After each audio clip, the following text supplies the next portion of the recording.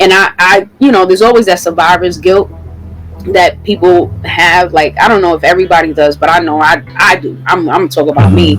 And that survivor's guilt, the number one question you ask yourself is, man, what could I have done to have changed that situation? Like, with my cousin Kenya, she didn't have to kill herself. I mean, I couldn't even say anything because I'm like, damn, I was sitting in my car with these thoughts. Like, I was sitting in my car on the road like, yo, I could just skirt. Right. Bring my kids with me. And then I don't have to go through divorce. I don't have to go through child support. I don't have to go through custody hearings. Like, I don't have to go through. I could just end it. Like, why am I putting myself in this, right? Because I felt like I was in control. And at the end of the day, no, God was in control. You know what I'm saying? And even that, it's like, okay, as believing in God, like, why would God let her take her life? Why would God let anybody take their life? And then there's that struggle. So welcome everybody back to another exciting show of the About That Water podcast. I have the awesome opportunity to bring on somebody that you've heard before, to Ruthie Thee Truth. Yeah. What's good, good people? How y'all doing?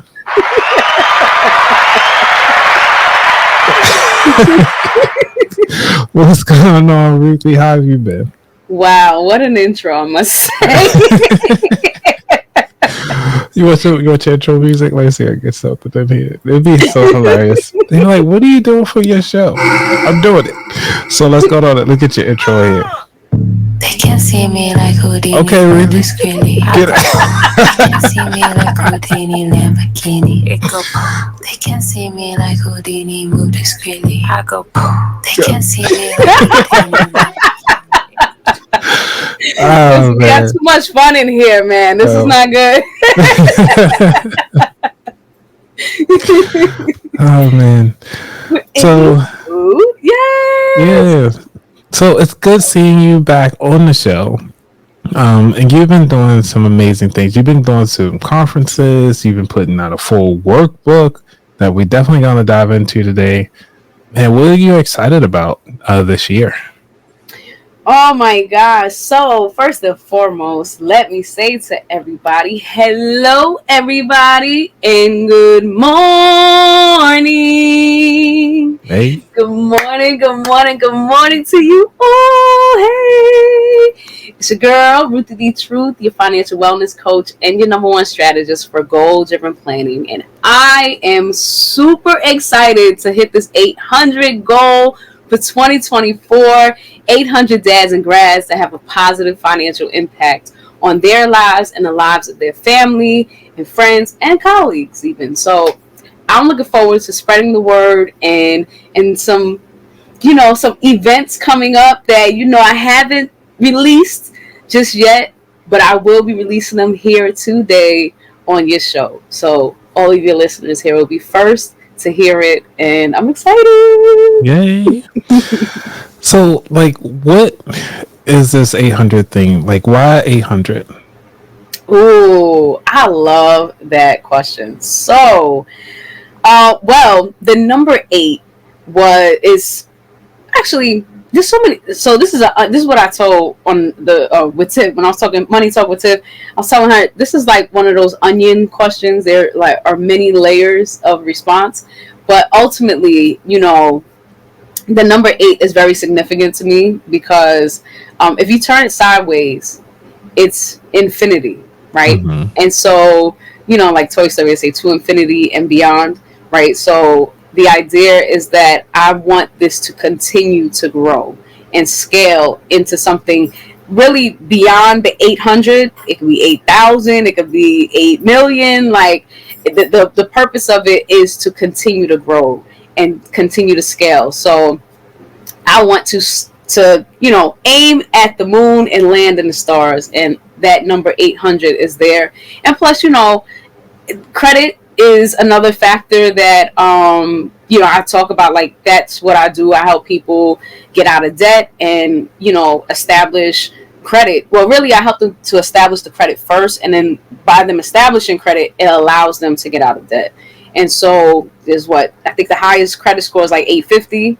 Mm-hmm. So if you're at 800, if I could get you to an 800 credit score, like you good money. You're out of debt. You're out of like misery of what like when life is lifing. Like I want to help dads and grads get out of that miserable mindset of just feeling like they can't do it because the scripture that I usually go by. Well, I go by this prayer, the Serenity Prayer. I pray this every morning, but I also like that scripture, Psalms 30:5. Like weeping may endure for a night, but joy comes in the morning.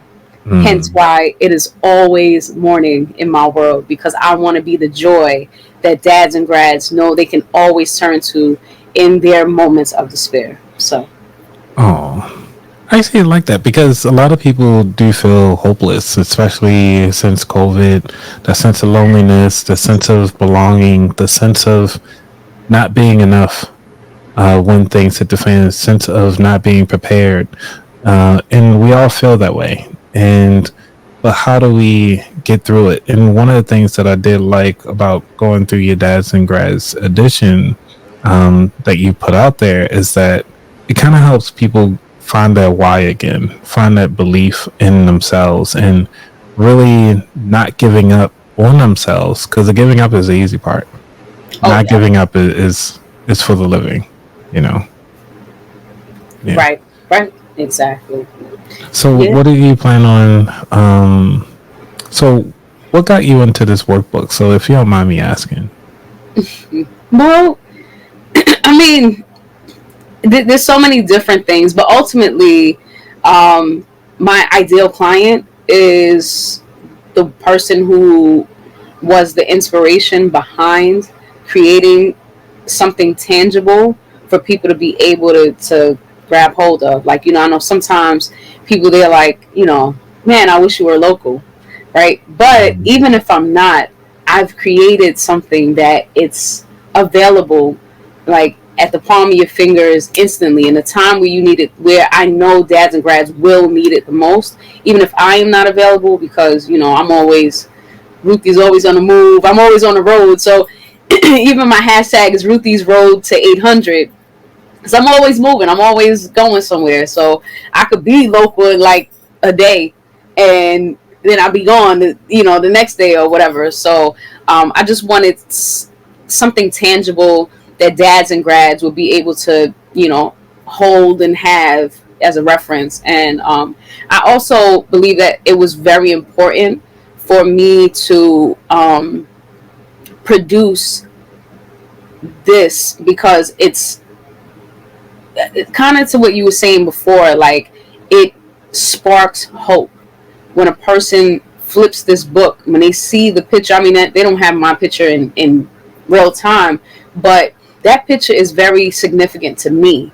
And I don't think everybody really knows. Well, actually, no, I don't think most people who don't really know my story, they don't know the significance of this picture to me, present day. So this book is actually dedicated to my father, who passed away back in February of 2012.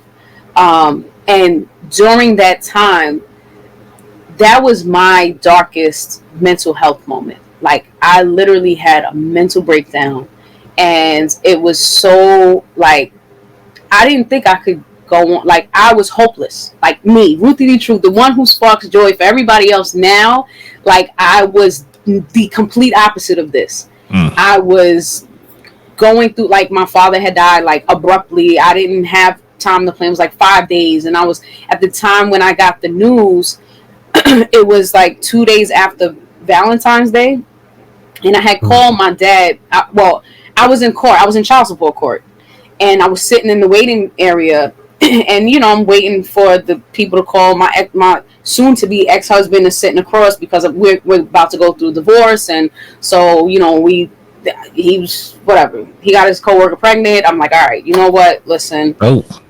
Yeah. Jeez. This is no. I'm sorry. I didn't mean. I didn't. This is the real. This is the real. So Ruthie Thee Truth, right? So this is part of how I got the name because I told my story to the client, and yeah, so her mom was actually in the courtroom. Like I was like, I know this like I didn't know who that lady was at the time. Yeah. But then come to find out there was some other stuff going on, and so she's like, this random woman is hugging he's still my husband, but like we're just going through this really bad separation, and there were domestic issues, and so I was like, you know what, this is the time I felt like I needed my father the most in my life, and he was gone.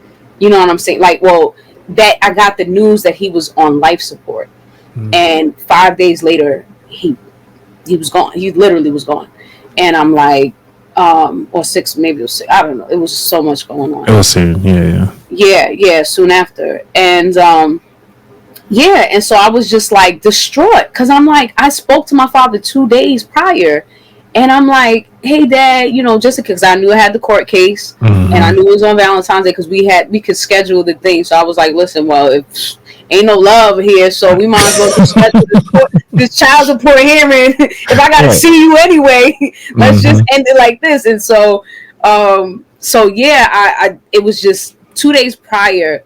I said, Dad, I know I'm going to be in court on Valentine's Day, but I just want to tell you I love you. So that heart is like, this is me. This is symbolic of that moment in my life where I was at my lowest point, and so I mean it says in loving memory, but I chose to put the frame as the heart because those were the last words that I said to my father before I got the news that he was on life support. And so that's the significance of this picture specifically. Yeah. So with that, because I know this one right now, this is kind of like a sneak peek to the actual book as the time of this recording. So, you have this moment, you're going through some stuff. Why is it called the Wheel of Life? Yeah. So when my initial thought for this was to make life is complicated enough. So I wanted to find a way where I can simplify life.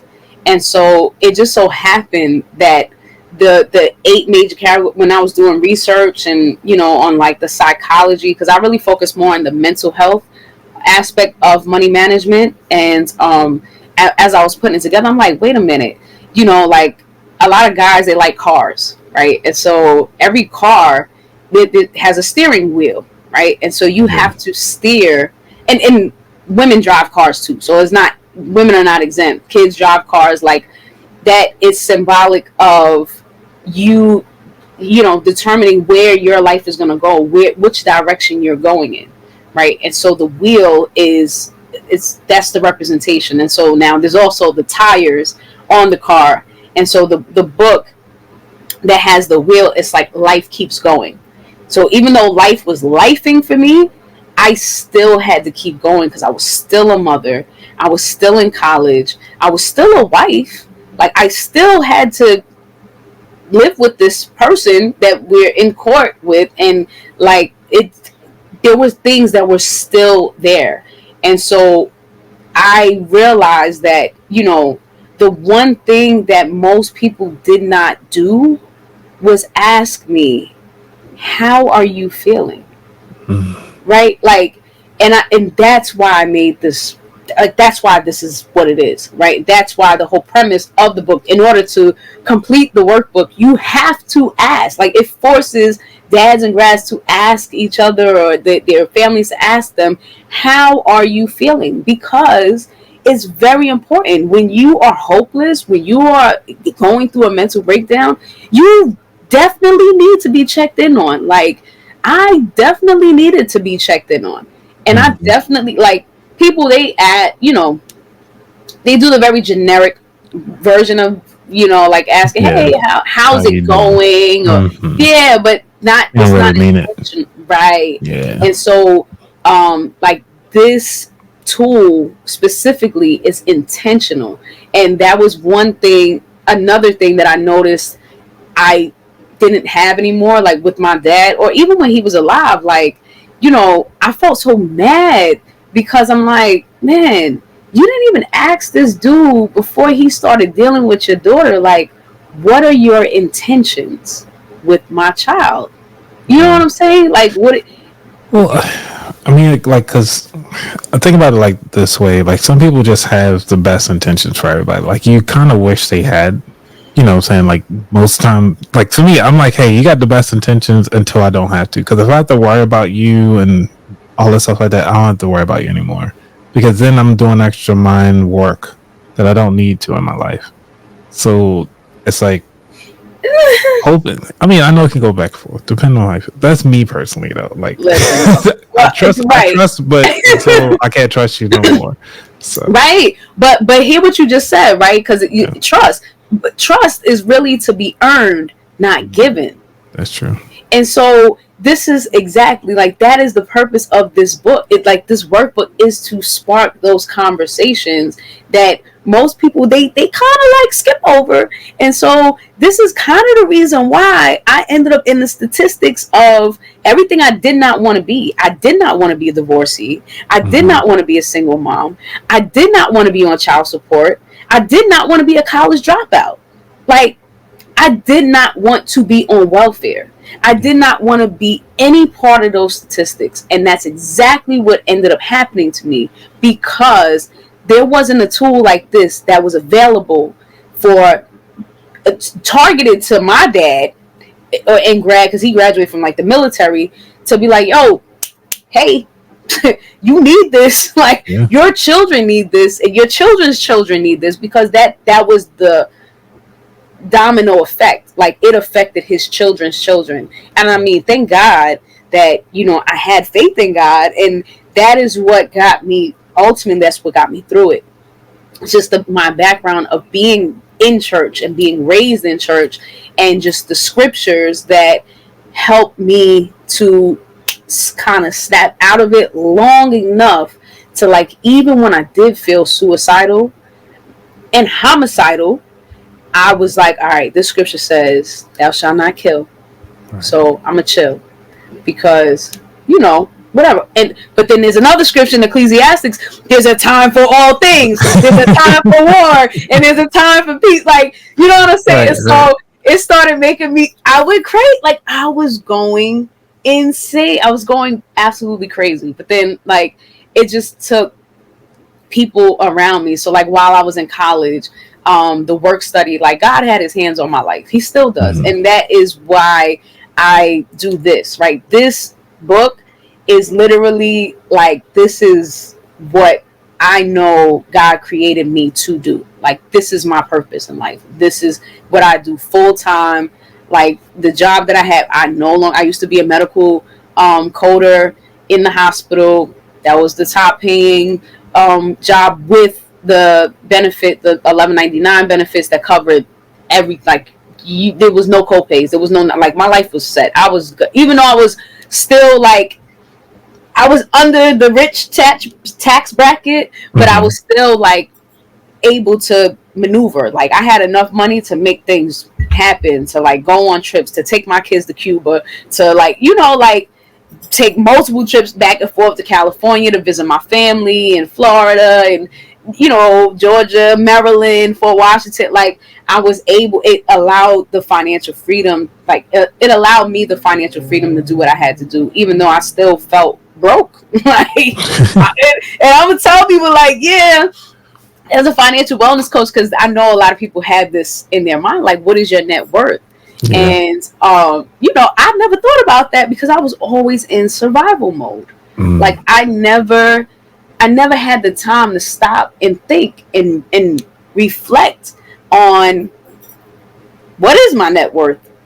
And but this workbook that will help anybody stop, even like, and make them realize, like, yes, you still have to survive. However, your mental health is priority. And if your mental health is not intact, you may not survive. Like, and that is the reality. And I'm a person, I get deep, right? So And I feel like because I know you in Maryland and I know you know the area, right? So I had recently visited a cousin, older cousin that was in Fort Washington, right? They used to live in Alexandria, and years ago, what my son was, I think he was a year old. He was like a baby. Yeah, because her daughter was 3. She and I were pregnant at the same time. So the cousin that I went to go visit, her daughter was like a few years older than me, and she and I were pregnant with our first daughters, back in 07, 08.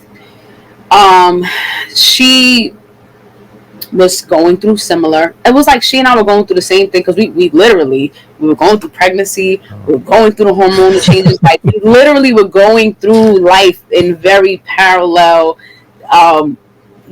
steps and experiences.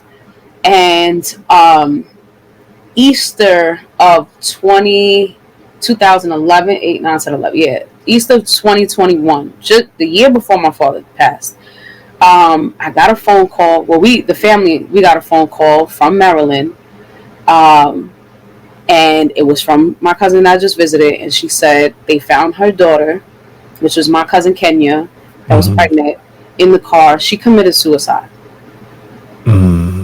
and that shook me because I had the same. Like we talked about that at her funeral, and she had attempted suicide previously, and her mom, I guess, just never. She prayed about it, right? Because that's in our culture. Like we cousins, so I'm gonna talk talk from that angle, right? That's where but you don't talk about it, but you'll pray about it. Yeah, right. And so my thing with that, I was like, I think that's ultimately what saved my life because she had a book. She has a book. It's on Amazon. I don't think it's like fully published, but if I could find a way to incorporate it with this so people can really see like this is a thing, like this is just, she and I had parallels, and so I'm going to continue to publish things and for her name to still live on, and because I know if she was still alive today, this is she would have probably made this or something like this. And she was struggling, and I didn't know because I was struggling, and like the family, like traditionally, it's mental health is not a thing. You know what I'm saying? Like, because you don't talk about it. We don't talk about it. And even when you're going through it, you don't want other people to know that you're going through it because it feels like you're less than. And you feel as though like you're upholding some type of image when it's like, no, life be lifing. Like you said earlier, it's like, we can't control everything. Our emotions sometimes creep up on us, and instead of just sharing the things that are going on, we'll rather just deal with it on our own. Right. And again, sorry for your loss for that one. Yeah. I know I didn't tell you. I know I'm kind of like you good. You good. But this is the organic conversation because and that's another reason why I popped up on her and I checked in on her because my cousin, her birthday is around Valentine's Day. I think it's February 12th or 14th. And so when I was out there, that was just before her birthday, but I wanted to check in on her mom. Family, and her daughter was there. So I got the opportunity to sit, talk with her daughter, and listen to her daughter. I mean, we didn't do the Wheel of Life, but I did show them the workbook. And, it's so important to pull up on your family, to check in on them, because everybody is not going to tell you when they're going through things. Like, that's just, that's what it is. And I noticed that, like, that revelation came to me when my father passed away. Like, man, that's how dads are. And then my brother in 2019, June, he passed away as well. I spoke to him 2 hours before he took his last breath. And that was during my grandfather's repast, and my grandfather died on Father's Day in 2019. Yeah, so death is a thing. Like, I live because I've seen so much. I'm living through a lot of that grief of loss from people that I never asked them the question sincerely. How are you feeling? And I there's always that survivor's guilt. that people have. Like, I don't know if everybody does, but I know I do. I'm gonna talk about me. Mm-hmm. And that survivor's guilt, the number one question you ask yourself is, man, what could I have done to have changed that situation? Like, with my cousin Kenya, she didn't have to kill herself. I mean, I couldn't even say anything because I'm like, damn, I was sitting in my car.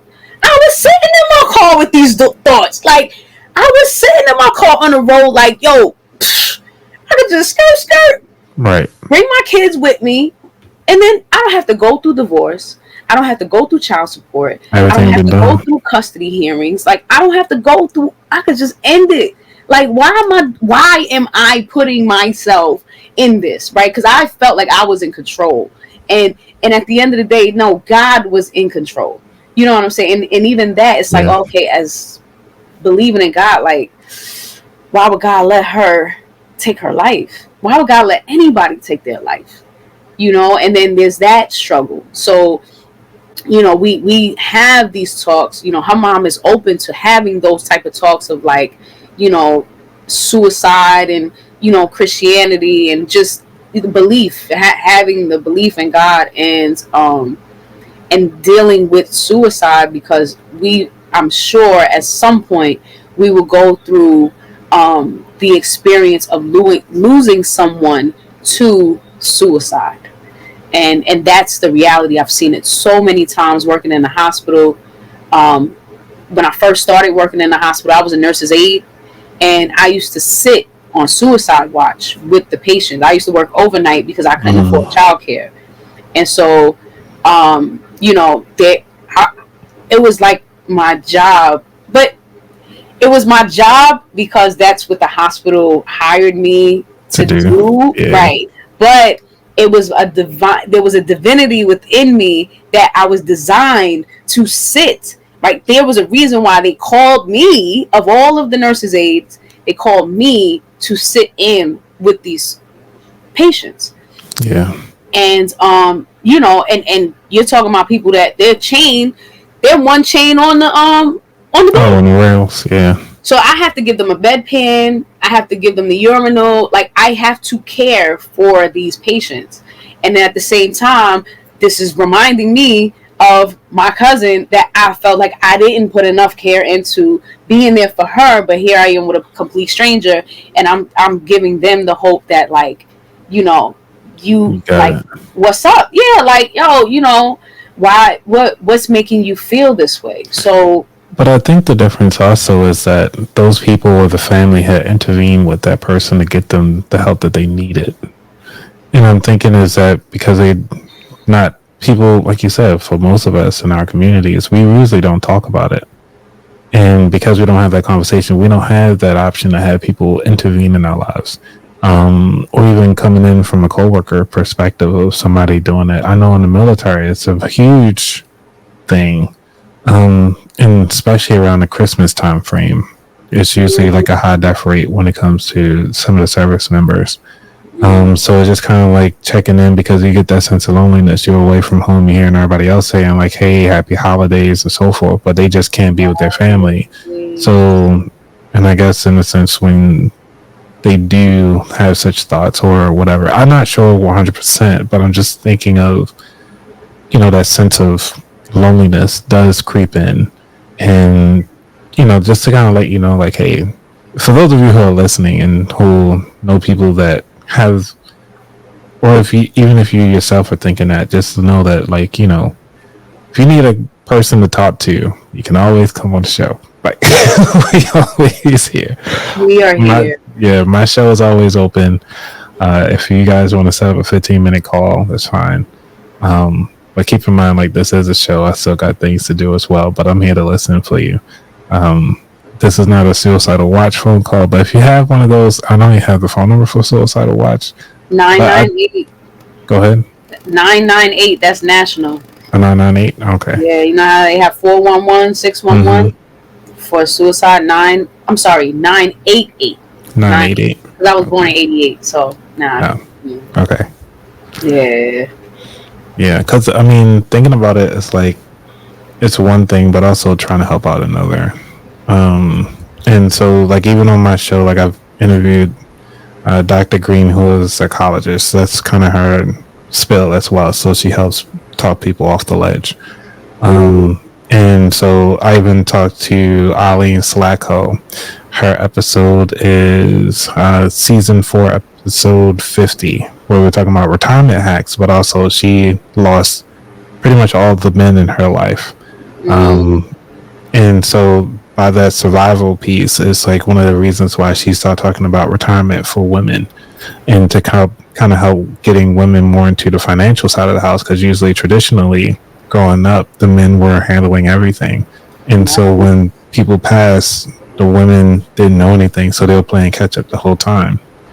And so during that episode, we did talk about that piece. So it's like, I know we talking about the dads and grads side of the house, but also for those of you who are listening, like where the women at, already have that show covered, so we can get both ends. And I highly recommend to listen to both as well. Yeah. And one thing I do want to add, right, because that's literally what happened to me, which is why I had to drop out. I mean, I was in the social work program for my bachelor's. I got my associates, so I guess technically I graduated, but you graduated?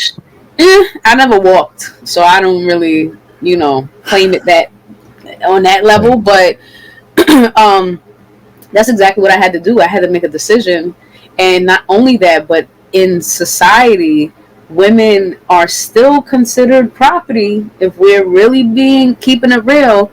And I know this because when I had to get my first property, it was there were a lot of obstacles, and ultimately I had to find a man to put on the deed, and they listed his name first. Ruthie Thee Truth. I will not lie. I got receipts. In certain states, they haven't even changed that yet. Yeah, well, the thing is, people are people. You know what I'm saying? So even if states have laws and legislation, stuff like that, it's who you know. And because at that point in time in my life, I didn't know the people I know now to make things happen the way it's supposed to happen. That's the hand I was dealt. And so ultimately I did end up selling that house last year because, that situation ended. It was just, it was a mental health situation that took place. He lost his mom, and he didn't want to talk. I mean, he tried. We tried to do the therapy and couples therapy, and so I learned some skills from there, like learning how to communicate your non-negotiables. Yeah. Most people don't do that before they get married or before they get into relationships. That's not a part of the thing, but it will be a part of my dads and grads curriculum because I done lived it. Life done taught me that part. True.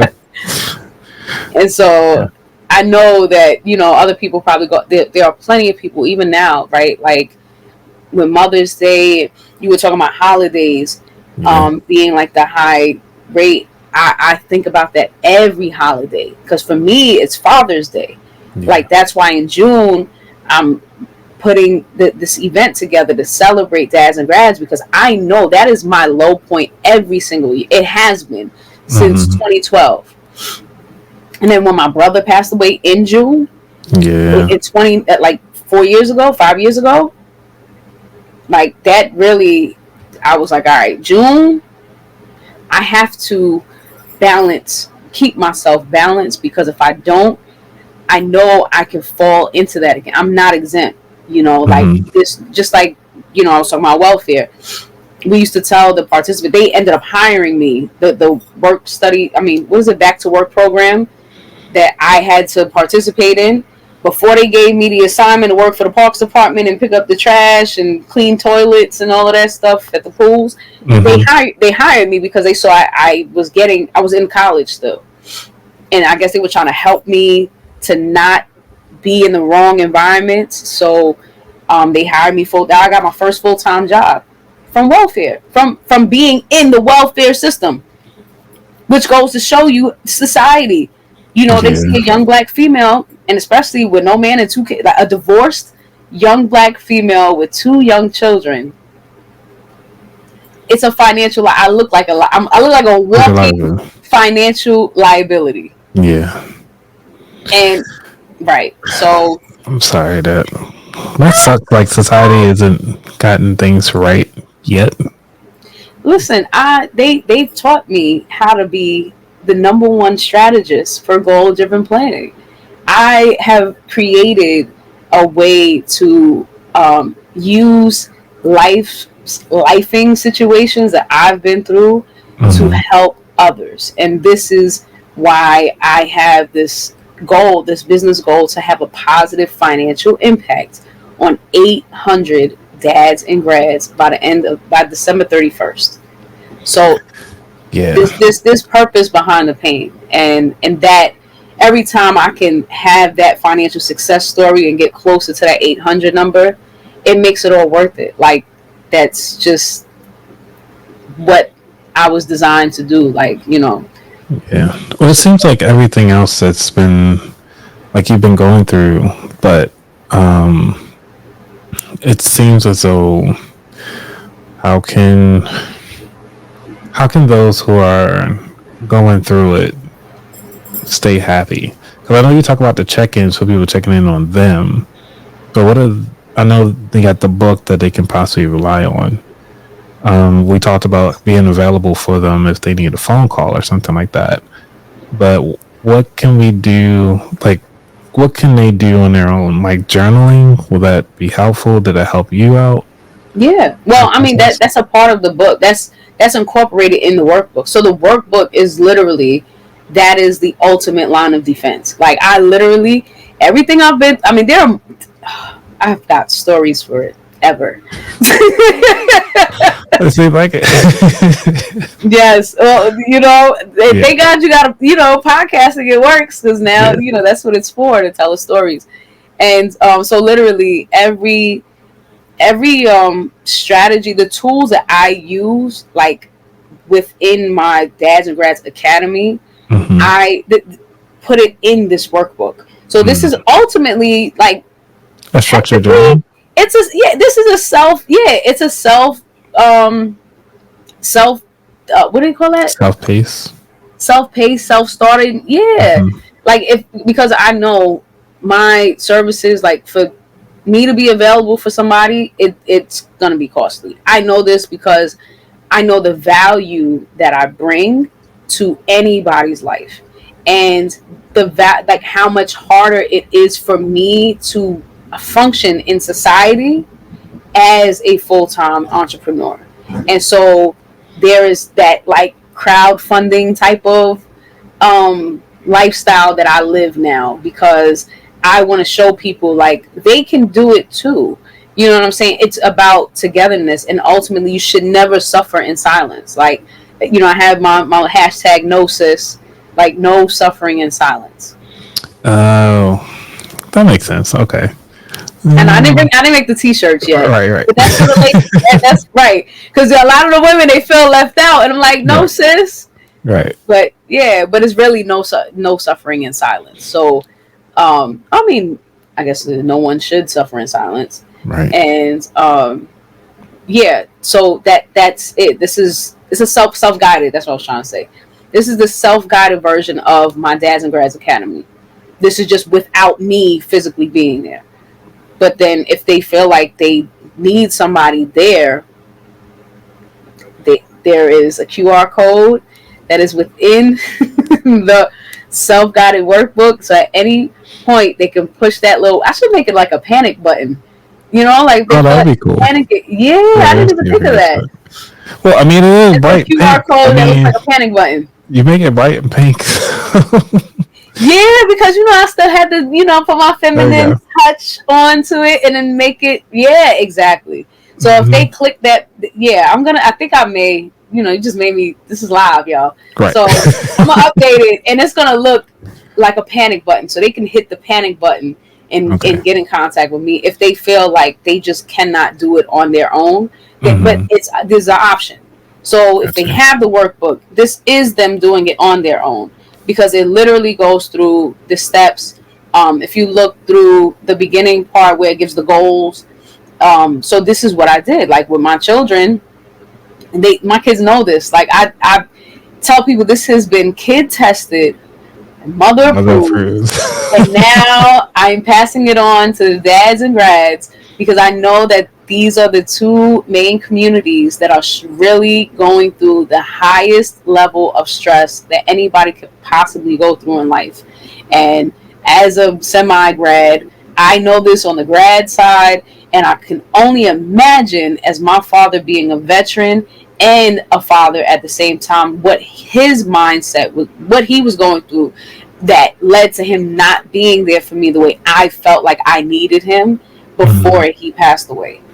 And so, and I guess if he has something like this, you can go back and see what his thoughts were in these different domains, like, because you're talking about, like, how did he feel about his education, how did he feel about family, how did he feel about having fun, what was his hobbies and stuff like that, like favorite color, like some of these things. I think these are pretty cool, like that people don't really think about. I guess it's almost like those 21 questions that I know. Yes. What's it called? 50 Cent. 21 questions. Oh, you know, I didn't even think of that. So having 21 questions in the beginning, that'd be funny. That is great. I mean, maybe we could. I might start using that music in my reels. But go ahead, you say. I was thinking about if it is a dad, you can even just throw that in the front, like, "Hey, Dad, these are 21 questions, like, you know, to pass on to your next kin or whoever that finds the book, and they're like, oh yeah, you know, get to learn a little bit more about you, because these are the same questions everybody asks anyway. You know, what makes you happy?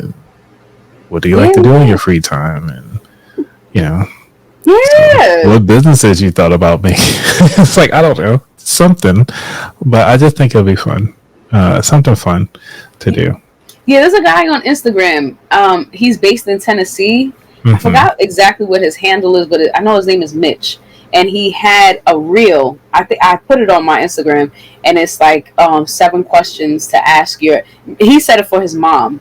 7 questions to ask your mom before she dies. And I guess because he, you know, this, like I said, there's a part of the survivor's guilt. Like, damn, what did I not do?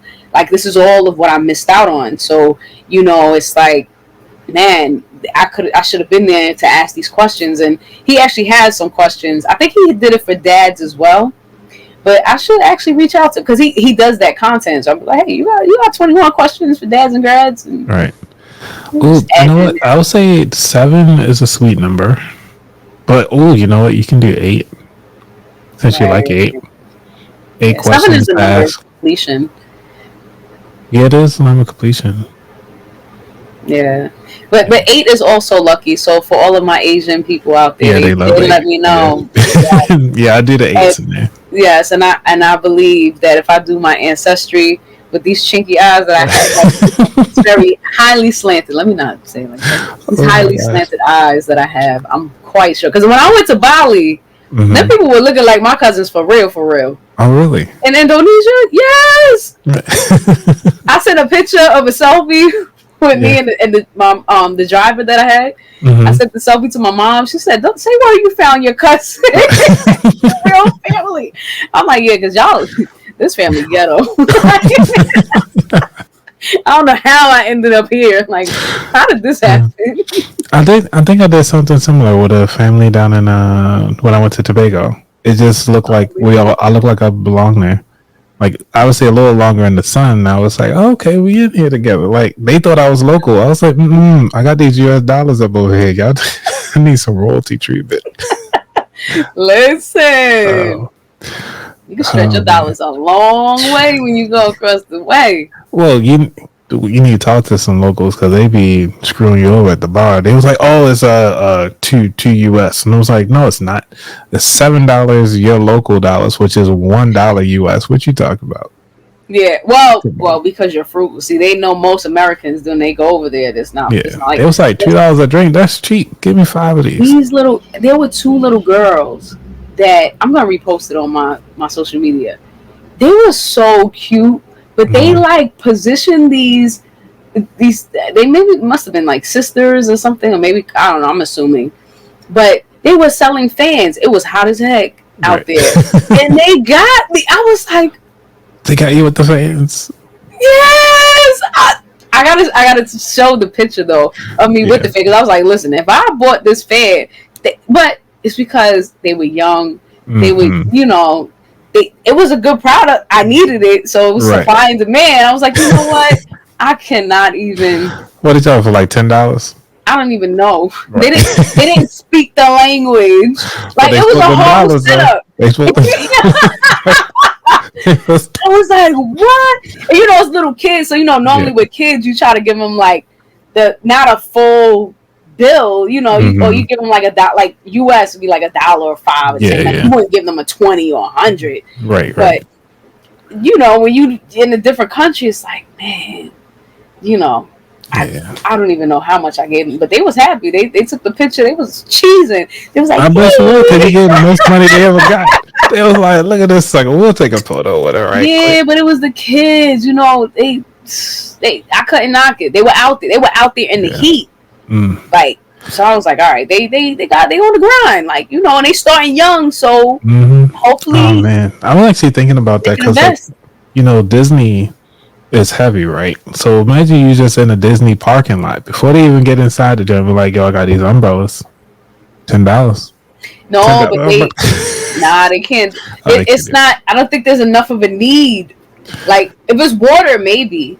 Because I'm using the heck out of an umbrella to the thing from the back, because you know that's a long walk from the parking lot. Well, yeah. Oh, like I never been as an adult, so. Really?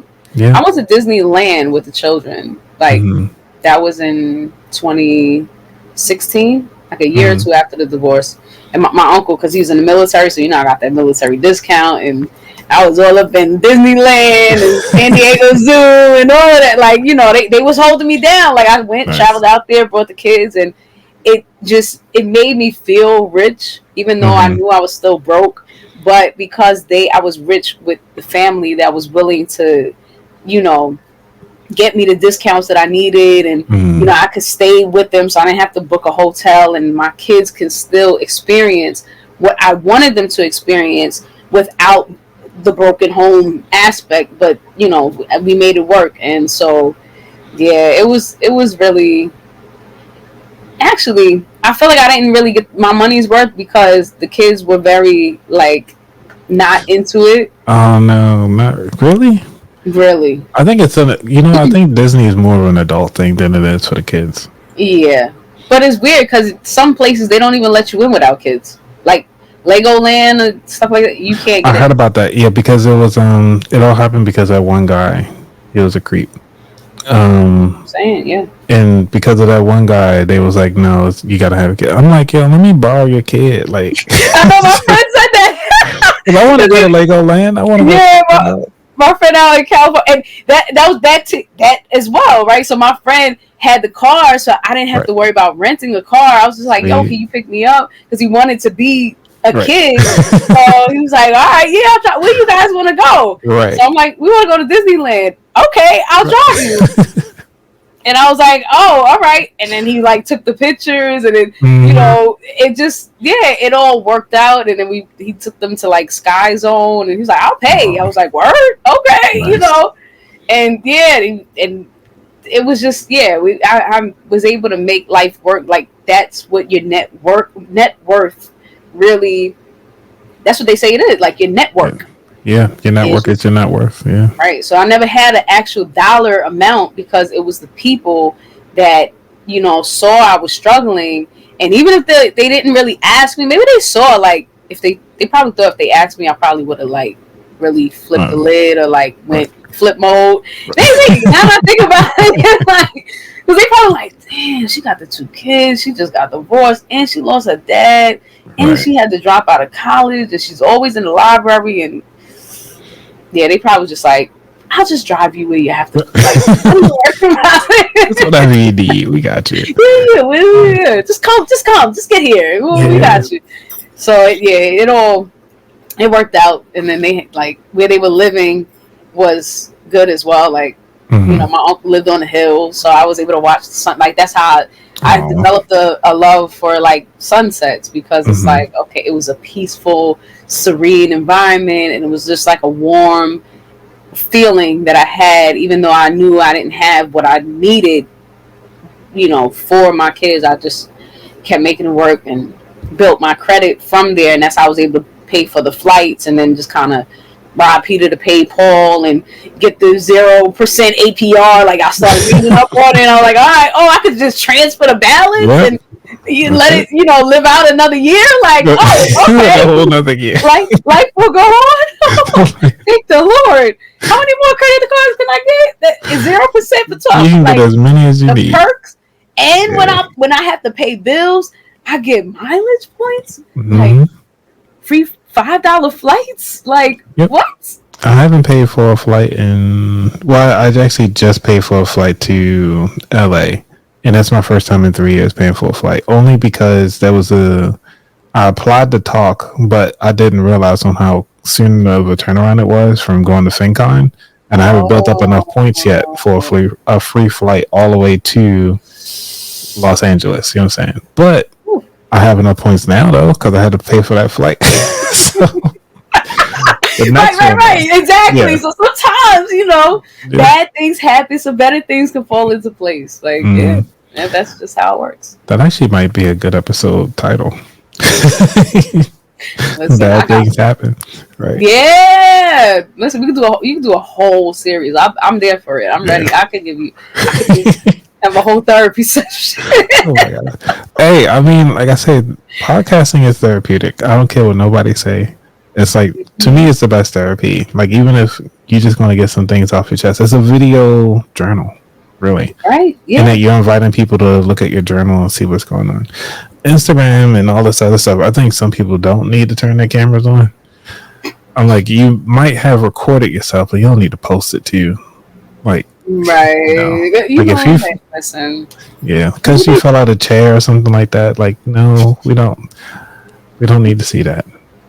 But some of them are a little bit entertaining. Like, when they have like the person that gets struck by the tail in the tailspin, and then it like transitions in a sequence to the person. Oh, yeah. I don't know what exactly that's called, but my kids are trying to teach me all of that. It's not necessarily it's not a montage. There's a name for it, but Oh, it is. I just thought it was a Oh yeah, but it's like a continuous sequence of a fall to some other scene. Yeah. yeah, and then it's the person that that falls by accident. I'm like, I don't think I could ever do that. Like, I thought about maybe trying it, but then I was like, first of all, why would I want to self-inflict pain? Right. No, I could get better attention. But whatever works for them. Okay. We're gonna go there. That would not work for me. But So we talked about a lot of things today. But one of the things I want to talk about is the features. I know we recorded recently, but obviously for the people who are just finding out about you, what are your future self? Like, what habits that you feel is going to take you to that next level? I'm so glad you asked that question. So, for one, togetherness. Like that is me. I am all for togetherness. I'm all for forward thinking and recruiting people who are like-minded or want to get there, because not everybody is like forward thinking, but if they feel like that may be productive for their life, and that may give them the hope that they need to kind of like get through whatever life transitions they're going through or whatever situation they're going through. I'm here, I'm ready, and and we could get it done. And my future is really hitting my 800 number, exceeding it, really exceeding it.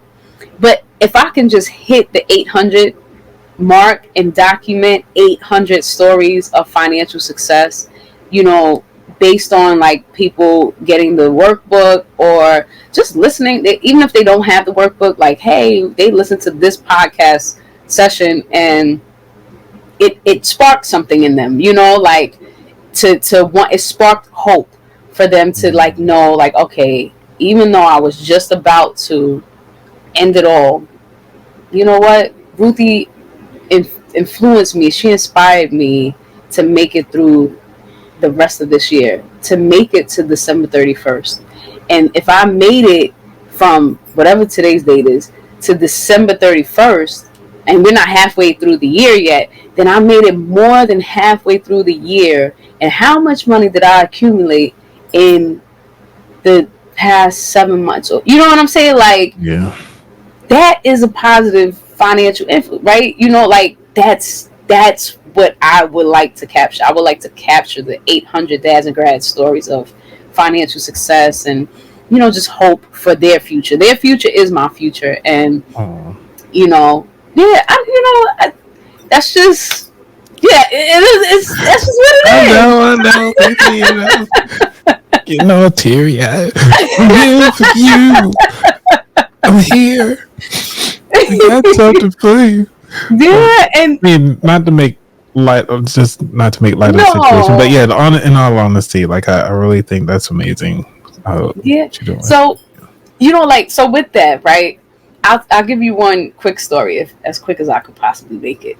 Okay. So, just recently, right? I just put this workbook together, right? I just sent it to you, last night or day or two ago, yeah, whatever. days ago. Yeah. Right? Just less than a week. It's a less than a week of production, and so most people don't know. Maybe they do, maybe they don't. If they've seen me in person, they have got my business card, right? So this is what my business card looks like, y'all. Show y'all real quick, right? I have the Financial Freedom Mindset Program.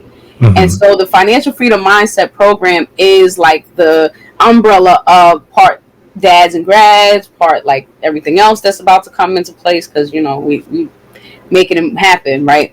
And on the back is my my QR code, right? And then, you know, it says what I do, right? So new life goals, child support, co-parenting sessions, student loan debt, medical bills, collections, all of pretty much everything that happened in my life, with the exception of the student loan debt. Like I was able to pay my loans, or they were small because I dropped out. I was like, yo, if I go into debt, oh, I definitely am ending it. Like, I know I will not be able to get through this. So I started going for scholarships. But had I continued with college, had I not dropped out, I know for a fact I would have had massive student loan debt. But like I said, you know, the person that gave me the name Ruthie Thee Truth had still has massive student loan debt, right? Because I just checked in to say, hey, you know, can I get a testimonial? What's going on? What's the update? What made you give me this name, Ruthie Thee Truth? Because I didn't come up with this name. And like, can't you just make something up? I'm like, no. Because I don't know. Like, I don't know what I did that helped you. And so what his response was that he said exactly what you said. He said, like, you literally gave me hope. And I now, like, now that you're not around, like, because he's away, he's like in Alabama, right? I'm in New York, New Jersey area. He said everything just did a whole 180. It went right back to where it started. And I was like helping him with mediation with his kid's mother, and like literally it was like night and day. Like, I just sat on a Zoom call. Well, it was Google Meet at that time. Sat on Google Meet, and I was just like, hey, you know, I influenced him to move to Alabama because that's where she left. She was originally from New York. He was originally in Connecticut. And I told him, like, listen, you know, you're up north, but your children need you. You know what I'm saying? Like, that's just it. Like, because I knew this from example. That's how the book came to be. So so he moved out there. We still did the Zoom calls and stuff like that. Everything was smooth sailing. Like, and he told me, I hated this woman. Like, he's like, now I cannot. If Ruthie is not on the call, I don't want to be on the call because yeah, right. And so I'm like, that's just how powerful this workbook is. Like, that is what it is. And if that does not convince, I'm not trying to convince anybody because I already know what it is. because it's here. Like, Yeah. so I'm gonna show people what it is, right? So this is what it is. This is what it is. Now, I was telling Anthony before we started the recording, right? And I don't know if it was the manifestation, because I didn't interview the gentleman that gave me this $100 bill, right? Mhm. But let's just say it was the manifestation, because I told people, if I give you this card, you should definitely keep it in your wallet. If you want to have money in your wallet, this is step one. And they, I said that originally because I'm like, I paid money for this. I don't want to throw my cards out. Because I made the money, so I'm like, all right, if they feel like this is money, then it will grow. It is going to grow. And even when I did my human design, that was a part of my human design, is I'm a money manifester. And so like, I was like, I didn't even know that, but okay. Right. So the gentleman that gave me this $100 bill is not a dad. He's not a grad. He only saw the first 5 pages. Even if it was the first 5 pages, I don't even know how many pages. The minute he saw the book, he believed in what the power. If he felt it before he used the book, and he wanted me to make sure that I had the money to reproduce more, because he wanted to help. Like, this is symbolic of the 800. Like, he wants this 100 to help the 800 dads and grads to get the help and the support that they need. And I told Andy, I was like, yo, I just keep looking at this because I'm like, I didn't even do anything. Like, I literally just shared what I had, and he knows whatever.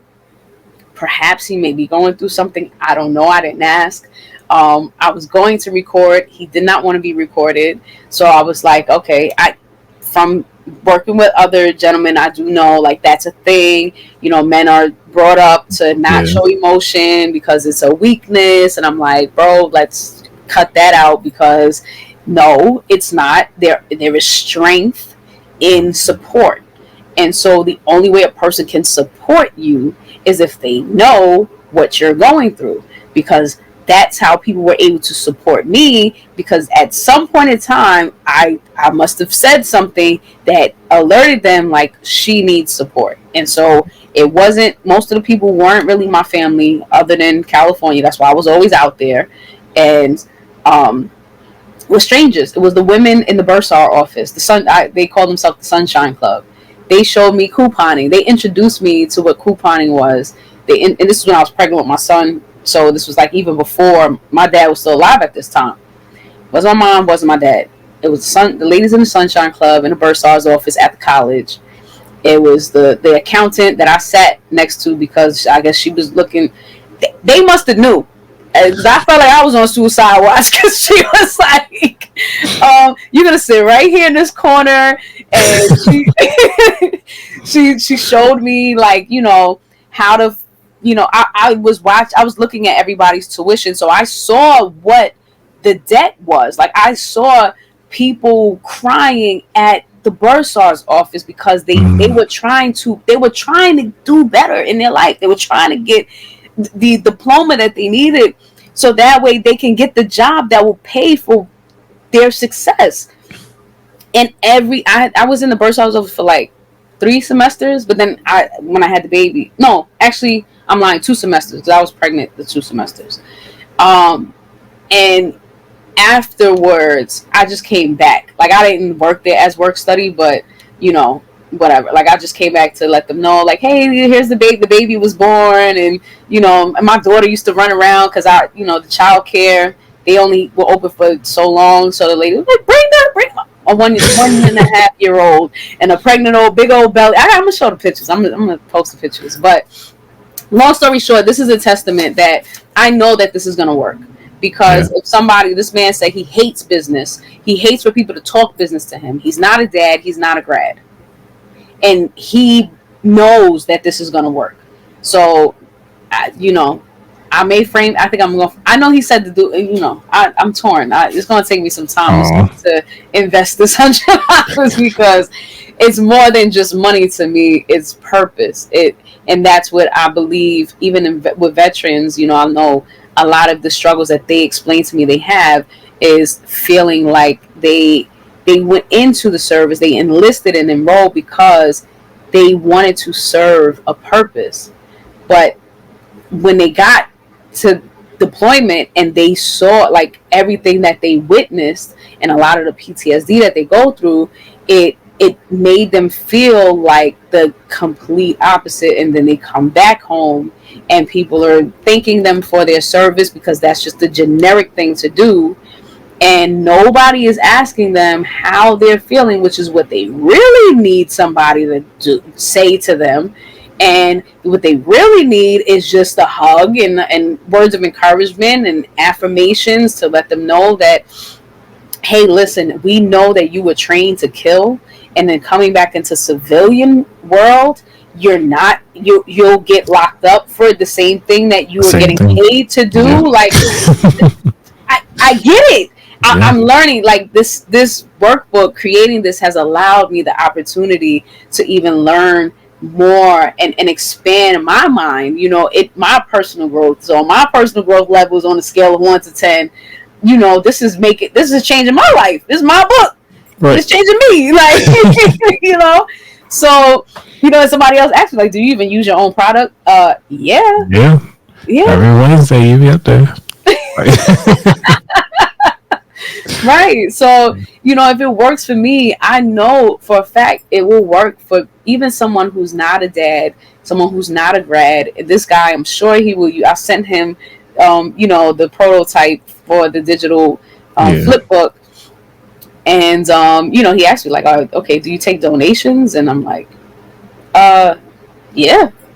Like, I'll add it to the workbook, the link. So, it's just something, it's a gift that literally just keeps on giving. And so I believe that, like, now there is something tangible that can, it can benefit on a spiritual level, even if which it goes hand in hand. You really can't have one without the other. Like, if your spirit is, if all is well within your spirit, you're going to have financial success because you're going to be functional. You're going to be able to see things that you are blinded by when you're in despair. And a lot of things I just could not see. You can't see what your future is because you are broken. I was broken. I was like, every plan I had, like, I do this, and every plan I had, I'm like, God, why?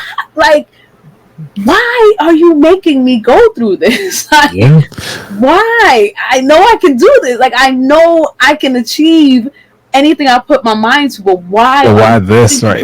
Right. Like, and now, looking in retrospect, it's because it's like Jesus, right, on the cross. Mm-hmm. You have to be that sacrificial lamb. And ironically, I became a retiree when I started doing this full time. I was 33. Mm-hmm. So I've been doing this since 33, and I'll be 36 on Friday. So shucks.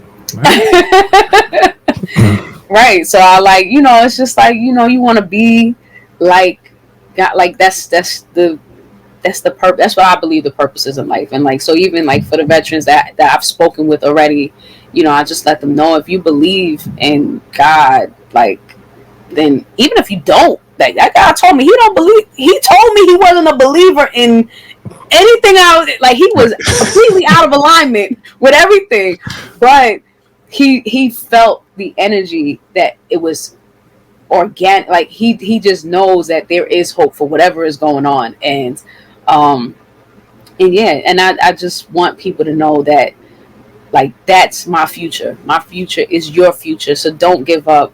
Don't give in to any of those thoughts of despair, any of those thoughts of depression, any of those thoughts of anxiety, of whatever your negative feelings are, whatever you feel like you just cannot get through anymore. Just think of Ruthie Thee Truth. Like, just think of me. Just think of you you. know what I'm saying? Just think of me. Like, just Right. think of this episode. Think of what Ruthie said. What is the future? Ruthie is your future. Ruthie is your future. Just keep saying that. That should be your affirmation whenever you're in despair. Ruthie is your future, Yeah. and I will get you there. I promise y'all. 800 and up, and just spread the word to every dad, grad. Even if they're not a dad, they're not a grad. Show them this. Show them this. This guy was Right. not a dad, not a grad, but he knows that it's gonna work. Yeah. Otherwise, he wouldn't have put his money up like that. And on top of that, by the time we actually release this, I'll make sure to have a link in the show notes so that people can go down and get their copy so that they can watch this and go through that whole process with you. Yes, yes, yes, yes. I'm Awesome. excited.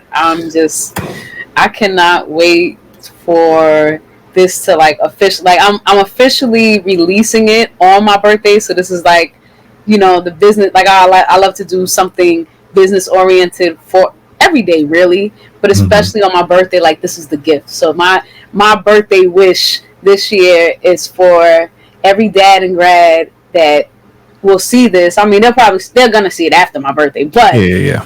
still, you can get belated. I I take mean, belated birthday gifts. You know what I'm saying? I feel like all year round is my right. birthday. you know. Yeah. So But yes, I'll let you know. before we do Yes. that, I just want to make sure that because we come up to the last end of the show, and I just wanted to, if you could leave everybody with one last message, and then where could people find out more about you? Sure. Yes. So I'm gonna start with where they can find me. They can find me on my website at www.ruthietheetruth.com. The way that is spelled right here, RUTHIETHEE truth.com. Right. So when you go there, that will give you access to everywhere else that I'm at. So I'm on YouTube, LinkedIn, TikTok, Instagram, Facebook, Spotify, Dads and Grads podcast. Oh my gosh, did I say everything? I hope I said everything. You got Yeah, everything. all of my links are right there. www.ruthiethetruth.com. And my final word for you guys, I said it, before, but I just want to reiterate it, is to never give up. Don't give up. Every dad and grad that is watching this episode right now, and if you're aspiring to be a dad, you're aspiring to be a grad, I want to let you know that you can do it. All right, you have to learn how to win wounded. I know that you are broken. I know you feel like you're not going to be able to make it. I know, I've been there. I know exactly what it feels like. And so because I know, and because the person that gave me this Ruthie Thee Truth name was a dad. He is a dad. And he even says this exactly what I'm saying. Actually, he'll say more because I did more with him. And for him and his family, his children, his baby mama, his parents, like all of the relationships that he thought were broken and were ended and were not, there was just no coming back from it. I helped him to mend those relationships. And I look forward to doing that for each and every one of you, because you deserve it. You deserve the best in life. And so I know this and I can see it. I'm a visionary. So I want y'all to be the implementer, and let me give you the vision that you probably can't see right now, so you can implement and exceed all of the expectations that you have for your life. Awesome. Thank you so much, Ruthie, and for one being very vulnerable, definitely telling the truth, and sharing your life story, because this is some of the things on the reasons why. And when you hear about people only showing the highlights of their lives on Instagram or anywhere else, we do our highlights even when we not even posting. We wear the clothes that we wear. We walk the way we walk. We purchase items just to showcase that things seem okay. But there's a lot of things that are going on behind closed doors that a lot of people just don't know. It's a lot of tears. It's a lot of crying. It's a lot of self-reflection. But it's okay. This is part of life. And yes, people want to show the highlights because these are some of their proud moments. So let that person have that joy. It's okay. and you can have yours too. So, if anything, again, everybody, make sure you check out Ruthie and all the things that she's doing. She's doing amazing work, and hopefully, you all are living a full financial abundance, educational, all the fun stuff. A financially well life. Yeah, financial life. There you go. So that you can continue on doing all your activities and everything like that. So make sure y'all do that. And again, y'all have a good one. We out. Peace.